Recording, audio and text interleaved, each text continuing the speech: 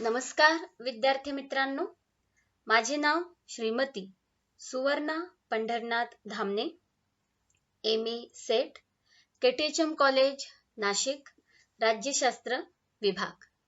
विद्यार्थ्यांनो, प्रथम वर्ष सत्र दुसरे या वर्गासाठी क्रेडिटचा जो विषय आहे लोकशाही, निवडणूक आणि प्रशासन या विषयाच्या व्याख्यानामध्ये आपले स्वागत आहे.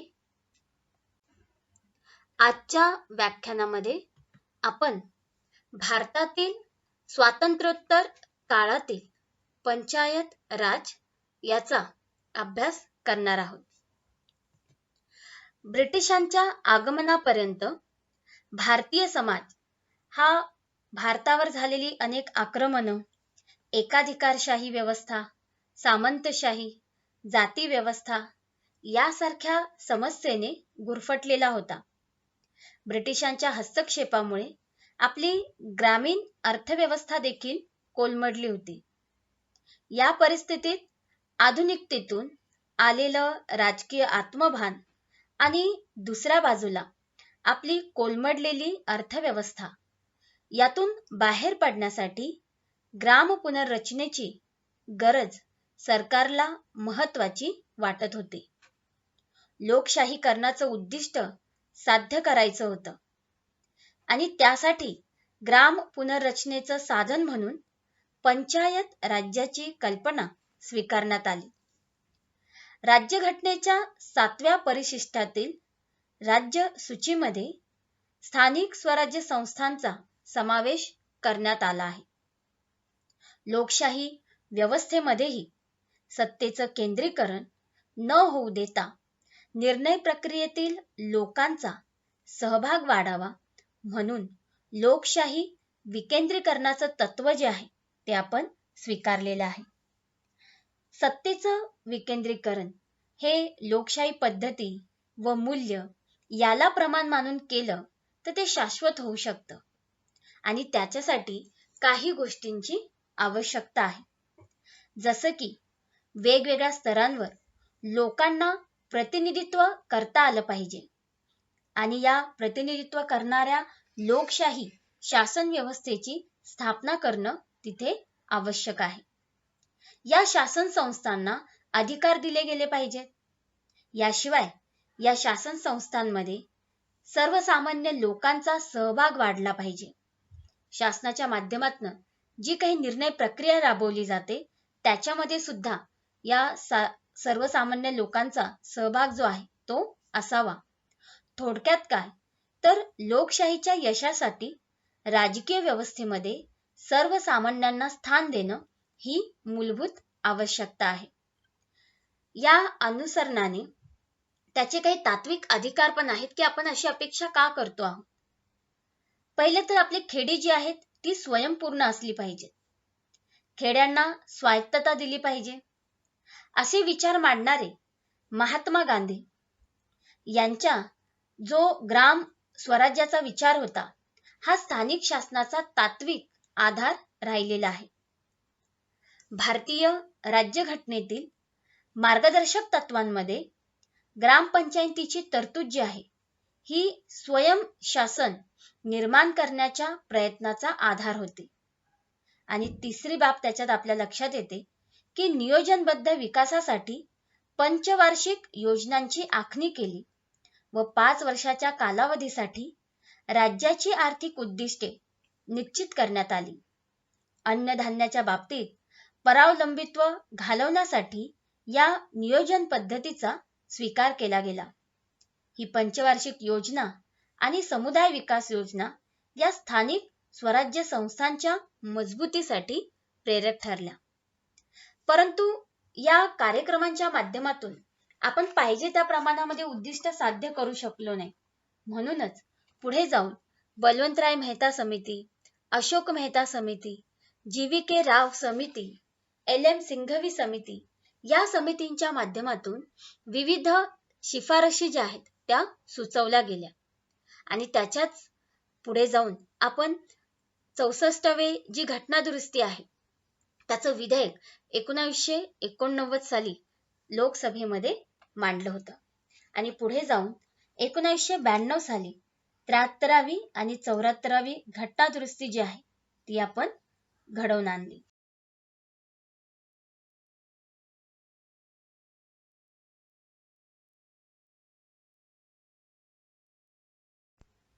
स्वातंत्र्योत्तर कालखंडातील पंचायत राज व्यवस्थेचा जो विकास झाला त्याचा पहिला टप्पा येतो समुदाय विकास कार्यक्रम. वासातिक काळामध्ये स्वयंपूर्ण ग्राम अर्थव्यवस्थेच्या झालेल्या असतानंतर ग्रामीण भागांच्या पुनर्रचनासाठी उपाययोजना राबवणं ही कल्याणकारी राज्यांची जबाबदारी होती. म्हणून देशाच्या आर्थिक विकासासाठी पंचवार्षिक योजनांची पद्धती स्वीकारली गेली.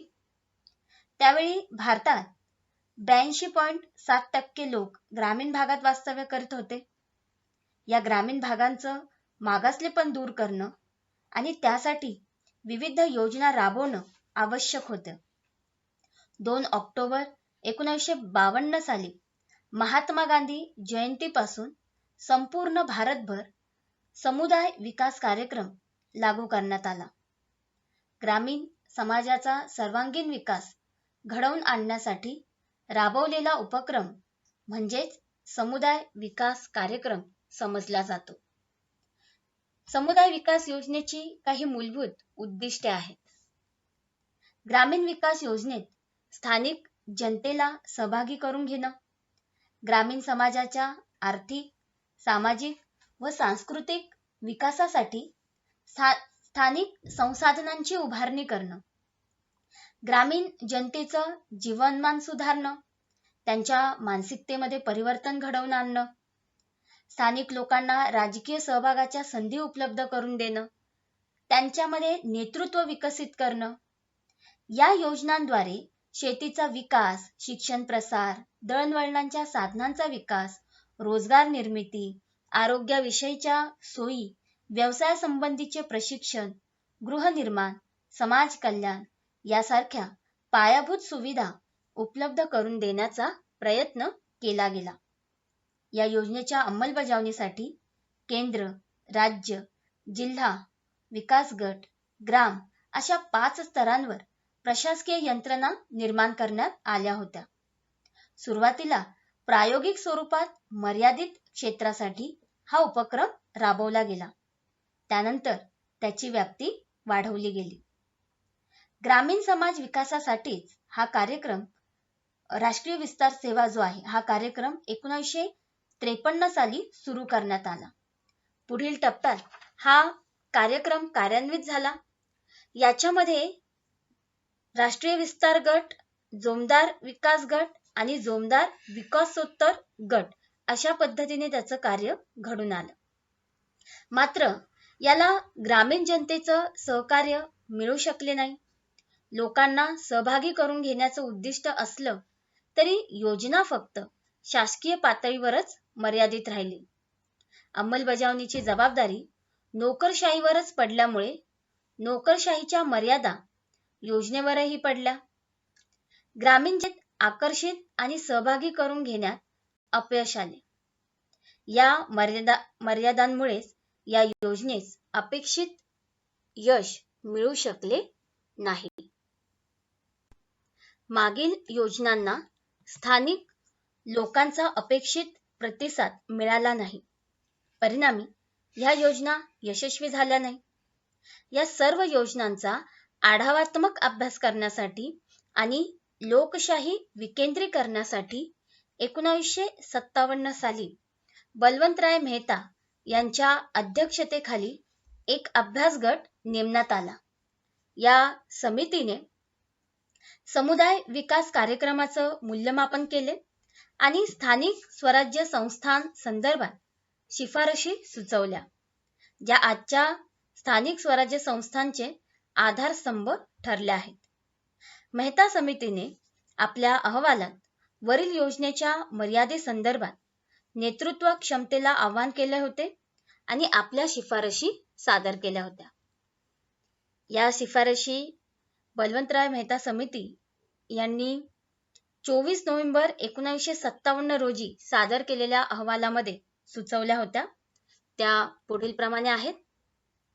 स्थानिक हितसंबंधांकडे लक्ष पुरवणारी, स्थानिक लोकांच्या इच्छेप्रमाणे पैशाचा खर्च करू शकणारी, प्रातिनिधिक लोकशाही संस्था विकसित करून स्थानिक लोकांना सहभागी करून घेणं. दुसरी शिफारस होती राज्य सरकारांपासून निम्न स्तरांपर्यंत सत्तेचं विकेंद्रीकरण करण्याची गरज आहे. तिसरी शिफारस होती राज्य सरकारने केवळ नियंत्रण, मार्गदर्शन व नियोजन करण्याचं कार्य करावं.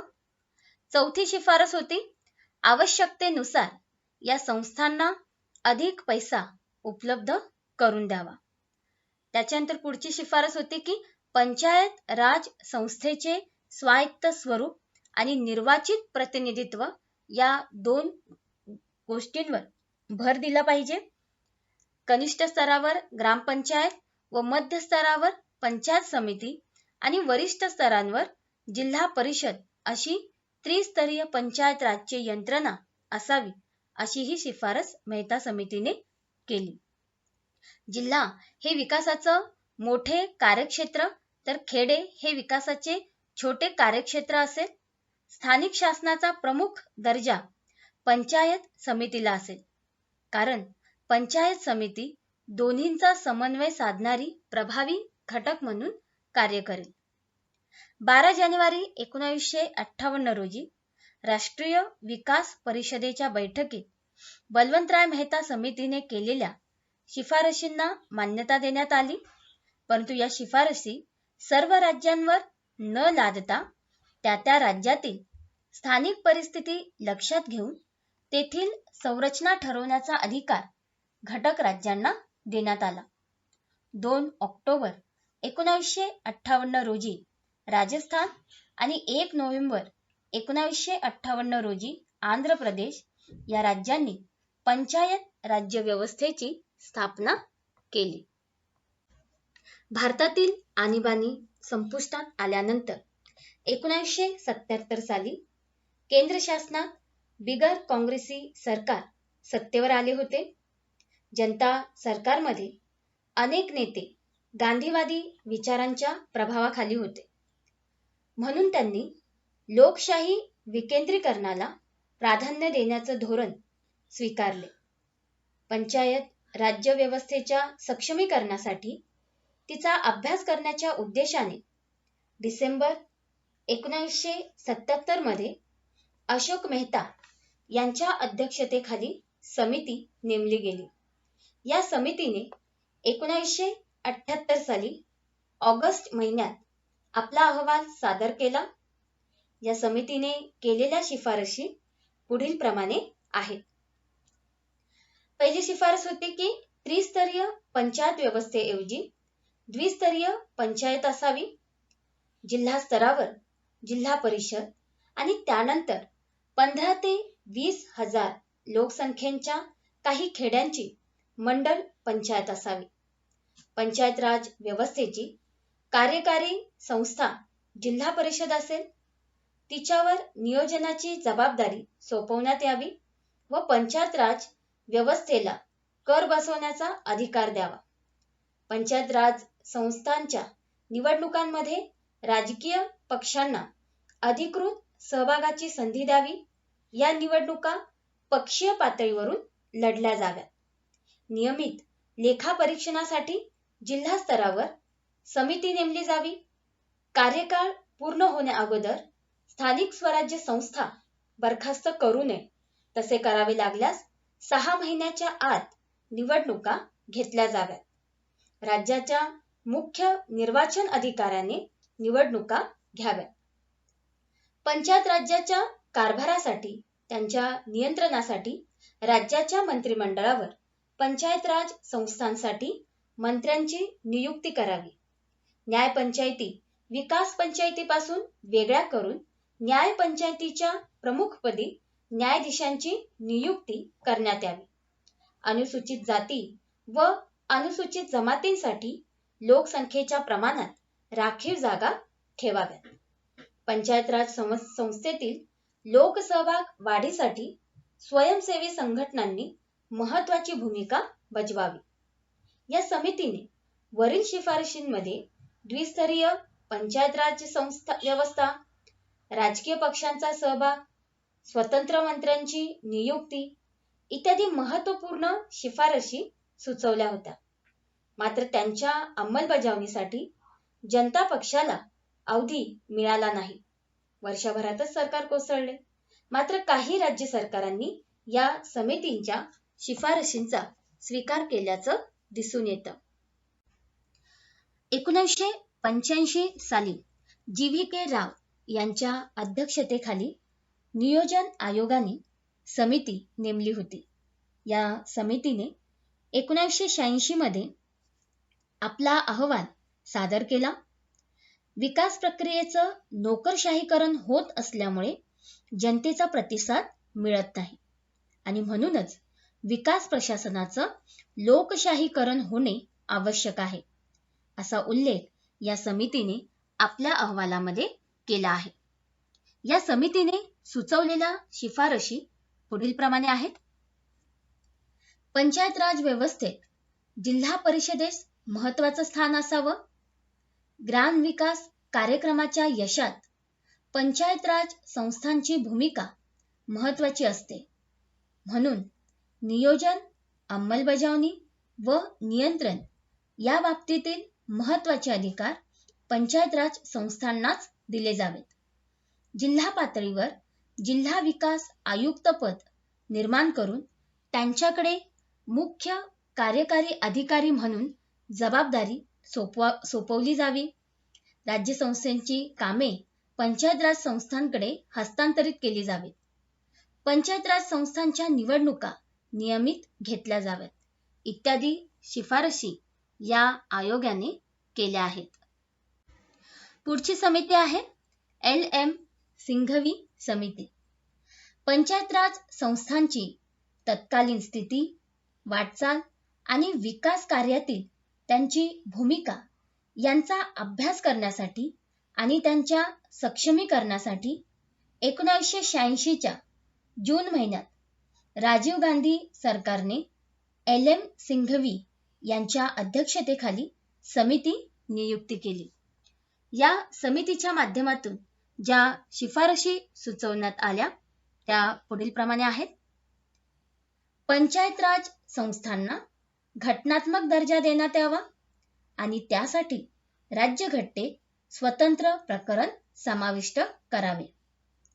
पंचायत राज संस्थांच्या निवडणुका नियमित व्हाव्यात म्हणून राज्यघटनेत तशी तरतूद करावी.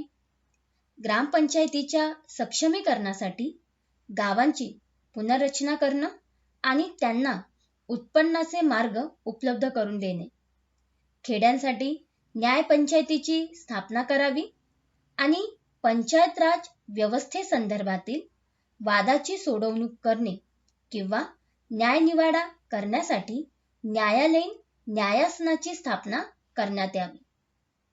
पंचायत राज्य संस्था स्वावलंबी बनवण्यासाठी म्हणूनच आर्थिक साधनं त्यांना उपलब्ध करून देणं इत्यादी प्रकारच्या शिफारसी या समितीने केल्या होत्या.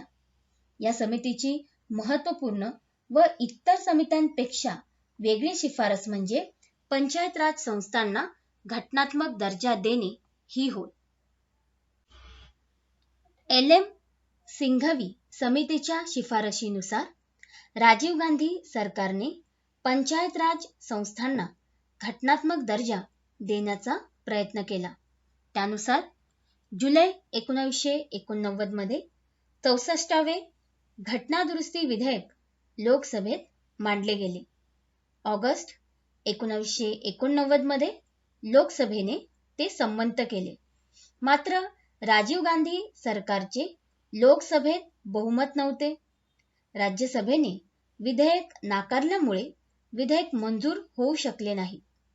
1989 साली VP सिंग सरकार सत्तेत आल्यानंतर या विधेयकाच्या बाबतीत पुढाकार घेतला गेला. जून 1990 मध्ये पंतप्रधान VP सिंगांच्या अध्यक्षतेखाली मुख्यमंत्र्यांची बैठक बोलावली होती. या बैठकीत पंचायत राज संस्थांना घटनात्मक दर्जा बहाल करण्याच्या मुद्द्यावर चर्चा झाली. तसेच या बैठकीत तशी मान्यता देखील दिली गेली. सप्टेंबर 1990 मध्ये लोकसभेत घटनादुरुस्ती विधेयक मांडले गेले. मात्र लवकरच व्ही.पी. सिंगांचे राष्ट्रीय आघाडी सरकार कोसळले आणि हे विधेयकही मागे पडले. 1991च्या सार्वत्रिक निवडणुकांनंतर पी.व्ही. नरसिंह राव यांचे सरकार आले. त्यांनी विरोधकांना विश्वासात घेऊन हे विधेयक संमत करून घेण्यात यश प्राप्त केले. त्यामुळे 1992 साली 73वी घटनादुरुस्ती कायदा 1992 आणि 74वी घटनादुरुस्ती कायदा 1992 हे कायदे संमत झाले. या कायद्याची अंमलबजावणी 1993 पासून करण्यात आली. हे दोन्हीही कायदे स्थानिक स्वराज्य संस्थांच्या बाबतीत आमूलाग्र परिवर्तन घडवून आणणारे साधन ठरले. अशा प्रकारे भारतातील बहुसंख्य लोक ग्रामीण भागात राहतात. त्यांच्या विकासासाठी स्थानिक स्वराज्य संस्था महत्त्वाच्या ठरू शकतात. असा समुदाय विकास योजनेचा अहवाल बलवंतराय मेहता समितीने दिला होता. त्यांनी त्रिस्तरीय स्थानिक शासनाची संकल्पना मांडली. जिल्ह्याच्या ठिकाणी जिल्हा परिषद, मंडळ पातळीवर पंचायत समिती, ग्राम पातळीवर ग्रामपंचायत अशा 3 पातळ्यांवर स्थानिक स्वराज्य संस्था विकसित केल्या गेल्या. यातून ग्रामीण स्थानिक शासन रचनेमध्ये आमूलाग्र असे बदल घडून आले. धन्यवाद.